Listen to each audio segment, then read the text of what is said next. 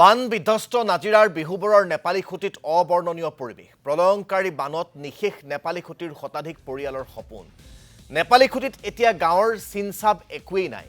আছে কেৱল ধ্বংসস্তূপৰ ছবি বুকাৰ মাজত ওলাইছে ইটোৰ পিছত সিটো গাঁও আজি বান বিধ্বস্ত নেপালী খুঁটি ভ্ৰমণ কৰিব মন্ত্ৰী পীযুষ হাজৰিকাই শিৱসাগৰ জিলাৰ নাজিৰাৰ যি অসম নাগালেণ্ড সীমান্ত আছে সেই অসম নাগালেণ্ড সীমান্তৰ গাতে লাগি থকা এখন গাঁও আছিল নেপালী খুঁটি এই নেপালী খুঁটি গাঁওখন মূলতঃ মানুহৰ মাজত জনপ্ৰিয় আছিল গাখীৰ উৎপাদনৰ বাবে শিৱসাগৰ জিলাখনৰ বাবে প্ৰয়োজনীয় যিমান গাখীৰ আছিল সেই গাখীৰবোৰ সম্পূৰ্ণৰূপে যোগান ধৰিছিল নেপালী খুঁটি গাঁৱৰ ৰাইজে নেপালী খুঁটি গাঁৱৰ প্ৰতিঘৰ পৰিয়ালত গৰুৰ ফাৰ্ম আছিল জাৰ্চি গৰুৰ পোহপাল কৰি তেওঁলোকে ঘৰ চলাইছিল পৰিয়াল চলাইছিল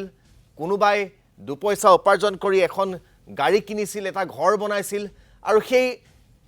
গাখীৰ ব্যৱসায়ৰ মাজেৰেই নেপালী খুঁটিৰ ৰাইজে বছৰ বছৰ ধৰি প্ৰজন্মৰ পিছত প্ৰজন্মলৈ চলি আহিছিল তেওঁলোকে জীৱন নিৰ্বাহ কৰি আহিছিল সেই নেপালী খুঁটিৰ ৰাইজে হয়তো আজিৰ পৰা 15টা দিন পূৰ্বে কল্পনাও কৰা নাছিল যে তেওঁলোকৰ মৰমৰ নেপালী খুঁটিখন ৰুষ্ট প্ৰকৃতিৰ কুপদৃষ্টিত এদিন নিশ্চিহ্ন হৈ যাব আৰু আজি সেয়াই হ'ল নেপালী খুঁটি গাঁওখনত এতিয়া গাঁৱৰ পৰিৱেশ একোৱেই নাই আছে মাত্ৰ ধ্বংসস্তূপৰ ছবি সেই গাঁওখন মোটামুটি পাহাৰৰ পৰা নামি অহা বুকাই পুতি পেলাইছে সেই বুকাই পুতি পেলোৱা ধ্বংসস্তূপৰ মাজত এতিয়া দুই এপদ সামগ্ৰী বিচাৰি মানুহে চকুলো টুকিব লগা হৈছে শ শ চাৰিচকীয়া বাহন শ শ দুচকীয়া বাহন ট্ৰেক্টৰ পাৱাৰ টিলাৰ যত যি আছিল সকলোবোৰ পানীত বুৰ গ'ল শ শ জাৰ্চি গাই বানৰ ঢলত উটি গ'ল আৰু সেই সকলোবোৰ হেৰুৱাই সৰ্বশান্ত হোৱা নেপালী খুঁটিৰ মানুহবোৰে এতিয়া কেৱল মাত্ৰ চকুলো টুকিছে কেৱল মাত্ৰ হেৰুৱাৰ বেদনাত প্ৰতি মুহূৰ্তত তেওঁলোক দগ্ধ হৈছে তেওঁলোকে কি কৰিব এতিয়া অদূৰ ভৱিষ্যতে কেনেকৈ তেওঁলোকে নিজৰ পৰিয়ালটোক পোহপাল দিব কেনেকৈ আকৌ এখন ঘৰ তেওঁলোকে সাজিব সেই নেপালী খুঁটিত মানুহ থকাৰ পৰিৱেশ নাই নেপালী খুঁটি সম্পূৰ্ণৰূপে বুকাই পুতি পেলাইছে গতিকে নেপালী খুঁটিৰ মানুহবোৰ এতিয়া কলৈ যাব ক'ত থাকিব তেওঁলোকে কি কৰিব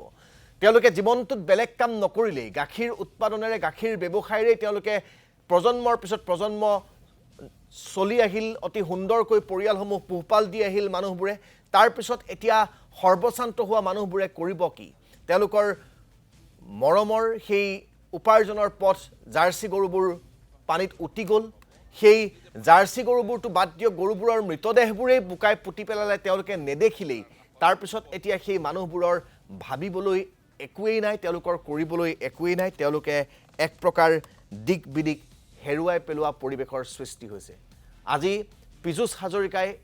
এই নেপালী খুঁটি পৰিদৰ্শন কৰিব আজি পীযুষ হাজৰিকাই নেপালী খুঁটিৰ ৰাইজৰ মৰ্মবেদনাৰ বুজ ল'ব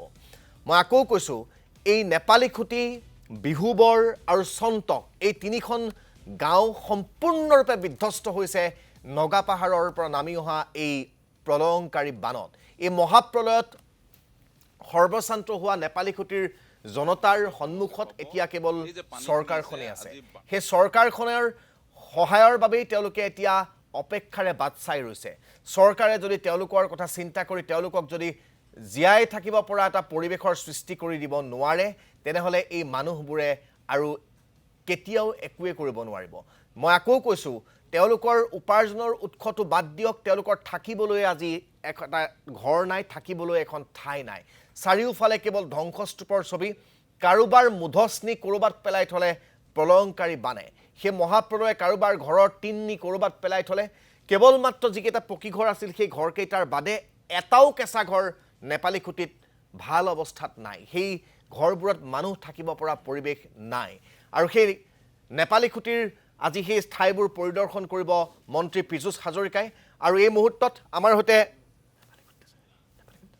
নেপালী খুঁটিৰ পৰা সংযুক্ত হৈছে আমাৰ জ্যেষ্ঠ সাংবাদিক যদুমণি শইকীয়া যদুমণি আমি ধাৰাবাহিকভাৱে আপোনাৰ জৰিয়তে কালিৰে পৰা গোটেই দৃশ্যবোৰ দেখুৱাইছোঁ মানুহৰ কি অৱস্থা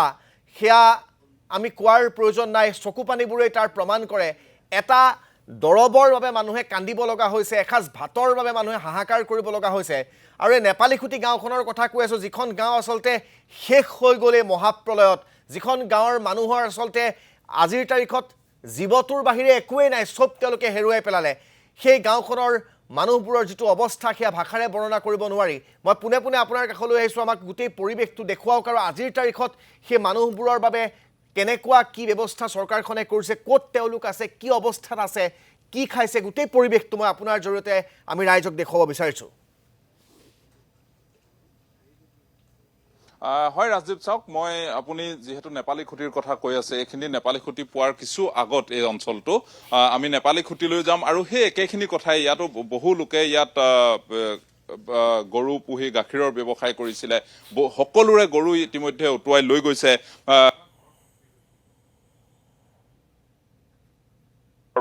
মাত্ৰ ধ্বংসস্তূপটো পৰি আছেগৈ কাৰ কিমান ঘৰ এনেধৰণে উটুৱাই লৈ গ'ল এই অঞ্চলত সেই বিভীষিকাময় সেই সময়ছোৱা সেই 19 তাৰিখৰ সেই দিনটোৱে আচলতে ক'ব নোৱাৰি এতিয়া আপুনি যদি চাই এয়া এটা ঘৰ আছিলে সন্মুখত এখন ডাম্পাৰ সন্মুখত দেখি আছে পৰি আছে যেনেকে আছিলে তেনেধৰণে আছে আৰু তাৰ পিছত কিন্তু এই ঘৰটোৰ এতিয়া মানুহ কলৈ গ'ল কি কথা ক'ত আছে সেই কথাখিনি কিন্তু এতিয়ালৈকে সঠিককৈ পোহৰলৈ অহা নাই মই আন এটা ঘৰলৈ আহিছো এই মুহূৰ্তত উপস্থিত আছে আপোনালোকে চাওক এই ঘৰটোৰ সকলো শেষ হৈ গৈছিলে এই মানুহগৰাকীয়ে আজি হয়তো ইয়াত জুই জ্বলাইছে কিবাকৈ আহি উপস্থিত হৈছে প্ৰায় একাঠু পলস মোৰ হেমন্তক দেখুৱাবলৈ অনুৰোধ কৰিছো আমি যে সোমাই আহিছো প্ৰায় একাঠু পলস এতিয়াও আছে এই একাঠু পলসৰ মাজত তেওঁলোকে কেনেধৰণে আচলতে জীৱন নিৰ্বাহ কৰিছে সেয়া খুব ভয় লগা কথা মই বাইদেউগৰাকীৰ পৰা পোনপটীয়াকৈ জানিবলৈ অনুৰোধ আহিছো বাইদেউ আপোনালোক ঘৰলৈ কেতিয়া ঘূৰি আহিছে